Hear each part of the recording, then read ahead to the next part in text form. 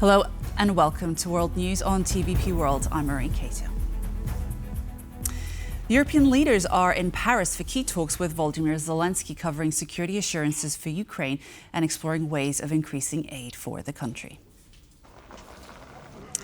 This is the third meeting of the so-called Coalition of the Willing, countries that are working together to support Kyiv as US-brokered peace talks with Russia and Ukraine are in progress. Leaders from around 30 countries were invited to the talks, which are being hosted by President Emmanuel Macron. Zelensky arrived in the French capital on Wednesday when Macron pledged an additional €2 billion in support for Ukraine.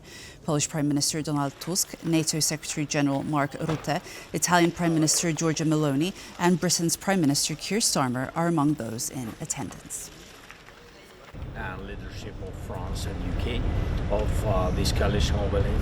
I think that Keir almost said all the outcomes which are very important for us. No lifting of any kind of sanctions until Russia will stop this war.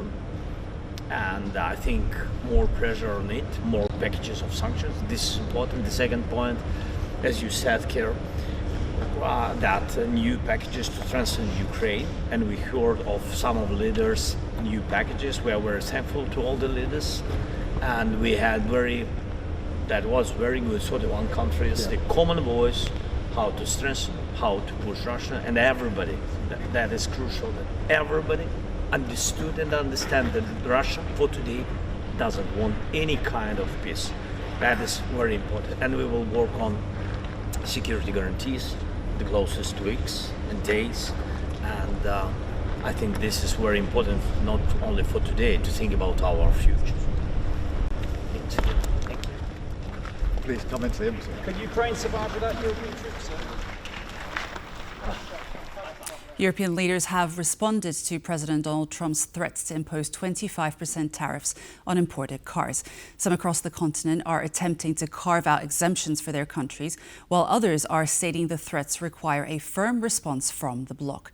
Our EU correspondent Angela Skujins reports from the Belgian capital. European Commission President Ursula von der Leyen was one of the first European leaders to voice her reaction to US President Donald Trump threatening to slap 25% tariffs on all imported vehicles. Now, the head of the EU executive released a statement from Paris late on Wednesday evening saying she deeply regrets the announcement and will take the next couple of days to assess what is exactly being threatened. Now, the 47th President of the United States claims that the move will boost domestic manufacturing and could come into effect from early next week. But Ursula von der Leyen's comments were not alone. We heard the French Finance Minister Eric Lombard telling French radio early Thursday morning that an escalating trade war would not benefit anyone, and he hopes to seek an audience with his counterparts in Washington to lessen this as a reality. But we heard more strident comments coming out of Berlin. That finance minister from Germany, Robert Habeck, said that the EU should not take the news laying down. We know that Brussels is contemplating a potential reaction. This could be published on the 2nd of April. That date is significant. We are expecting a report to be published from the US. The guts of that will be all of the relationships, the senior trade relationships between the US and its major trade partnerships. We know that the EU is contemplating slapping tariffs on some major US goods such as iconic bourbon whiskey as well as Harley-Davidson motorcycles. So all eyes are on Brussels to see how they will respond in kind to this latest news. Angela Skujins from Brussels for TVP World. Washington's recent tariff decision is sending shockwaves through Central and Eastern Europe. Countries such as the Czech Republic, Slovakia, Hungary, Slovenia and Romania, where car manufacturing is a key industry, are gearing up for disruptions that could have far-reaching effects across the region. Starting April 3rd, complete vehicles and parts entering the US will be hit with a 25% levy. Despite having limited direct trade exposure to the US, countries like the Czech Republic, Slovakia, Hungary, Slovenia and Romania are heavily tied to Germany's auto industry, which stands to suffer from weakened American demand. What we're going to be doing is a 25% tariff on all cars that are not made in the United States. If they're made in the United States, there's absolutely no tariff. We start off with a 2.5% base, which is what we were at, and we go to 25%. And basically, as you know, and as you've been seeing, not reporting as accurately as it should be reported because it's a massive story.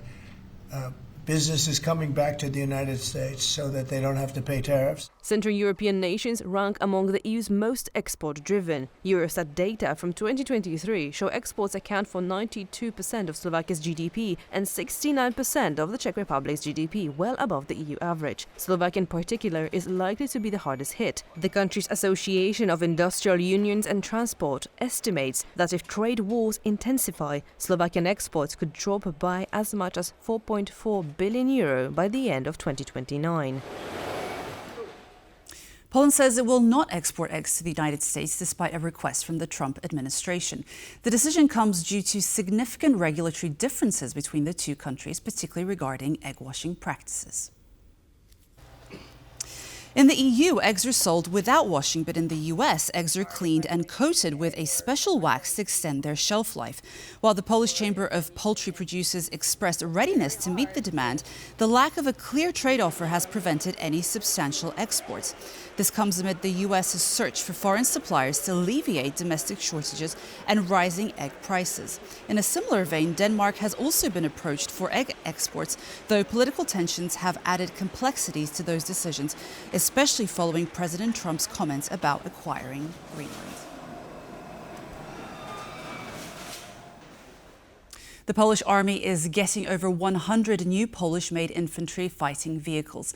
Deliveries are expected to start in 2025 and be completed by 2029.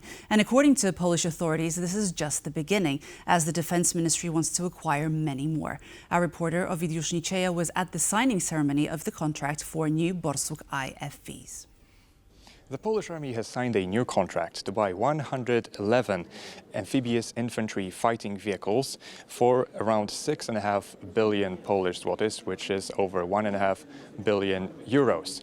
The infantry fighting vehicle in question is Borsuk. In Polish, it's a Badger, and it's one of the flagship products of the Polish defense industry. It was first presented back in 2017, and so far only prototypes of these fighting vehicles were produced. Now Polish army will get 111 of them, and the first ones will reach the Polish army already this year. The vehicle weighs 28 tons, it's almost 8 meters long, and the width is 3.4 meters, height 3.3 meters. It's armed with a machine cannon and anti-tank guided missiles.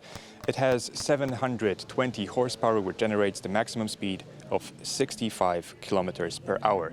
Poland now spends around 5% of the size of its economy on defense, and one of the purposes of spending so much money on defense is the quick modernization of the Polish armed forces, including with equipment such as the Badger or Borsuk. From Warsaw for TVP World, Ovidiusz Niczeja.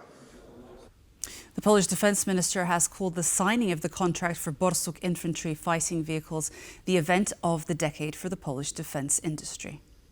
This is a major event. For those involved with the military, with arms manufacturing, it is nothing less than the event of the decade, one without precedent.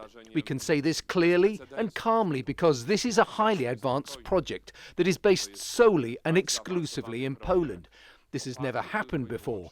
We are proud of the Rosomak armoured personnel carriers, of other equipment, but the difference between the Borsuk IFV is that it's entirely Polish from start to finish. And this combination of state and private industry, I think, is such a clear signal of what we need in our efforts today. It's a de-escalation. That is how Denmark's foreign minister has described the change in plans by US Vice President J.D. Vance and his wife to limit their visit to the Pitufik space base in Greenland. Lars Rasmussen's comments come after the previously announced itinerary had included a visit to a dog sled race causing outrage in Greenland, which President Trump repeatedly said he wants to take over. It's clearly a de-escalation because, if you want to put it simply, the Americans had some idea that they could buy Greenland and then they couldn't.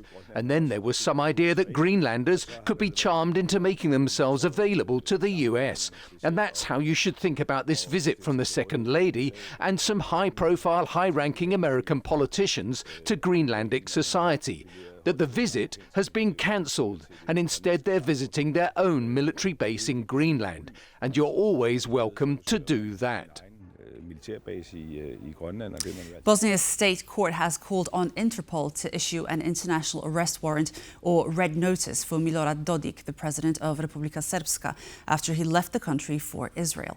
Dodik, along with Nenad Stevantic, the speaker of the Republika Srpska Assembly, is accused of attacking the constitutional order of Bosnia, a crime punishable by up to 5 years in prison.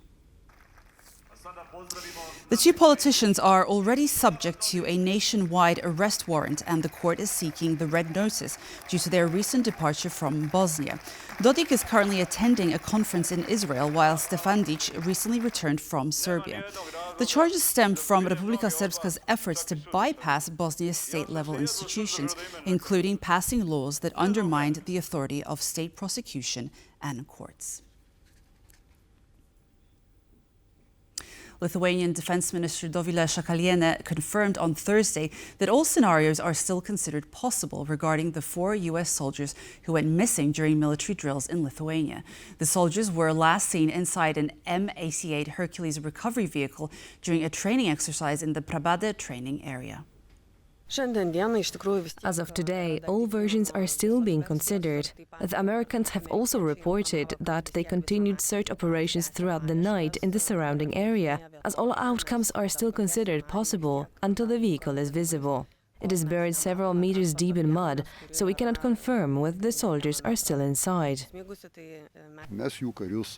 We consider their soldiers as our own, and for me as the commander of the armed forces and for the minister, it is crucial we retrieve them and the equipment as soon as possible to complete this operation. I may be repeating myself, but the area is extremely challenging, with many unknown factors. It is swampy and there is a lake nearby.